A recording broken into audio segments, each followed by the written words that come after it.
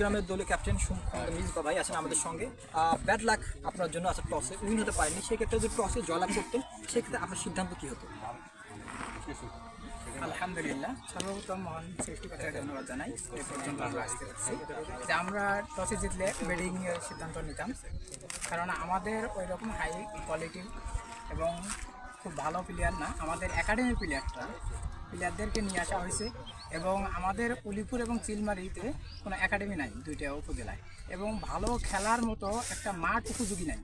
তা আমরা চাচ্ছি যে আমাদের অবহেলিত জায়গাটা উলিপুর চিলমারিতে একটা একাডেমি হোক, ওখান থেকে প্লেয়ার তৈরি হোক, ওখান থেকে মানুষ প্রতিভাবান দেখাতে পারুক, এই উদ্যোগে আমরা এখানে এসেছি। এবং সুজন ভাইকেও ধন্যবাদ জানাই, উনি আমাকে যথেষ্ট সাপোর্ট দিয়েছেন। তা আমরাও ব্যাটিং নিতাম, যদিও আমাদের ব্যাট লাগ, তবে আল্লাহর উপর ভরসা আছে, তাওয়াক্কাল তু আলাল্লাহ, যে আল্লাহ চাইলে আমাদের জন্য মঙ্গল হবে, যেটা আমাদের জন্য করলেন আল্লাহ তাআলার জন্য আমাদেরকে সেটাই দেয় এবং আমাদের পাশে থাকবেন ইনশাআল্লাহ। অসংখ্য ধন্যবাদ মির্জা ভাই আপনাকে এবং আপনার অবশ্যই শুভকামনা। এবং সেই সঙ্গে আমাদের সঙ্গে ছিলেন আমাদের দুই দলের দলীয় ক্যাপ্টেন এবং নিউজ ফ্রম দ্য সেন্টার। এই মুহূর্তে টস নামক ভাগ্য পরীক্ষায় ঢাকা তারা কিন্তু টসে উত্তীর্ণ হয়ে ব্যাটিং করার সিদ্ধান্ত নিয়েছে। এখন পর্যন্ত এই ছিল আমাদের সর্বশেষ অবস্থা।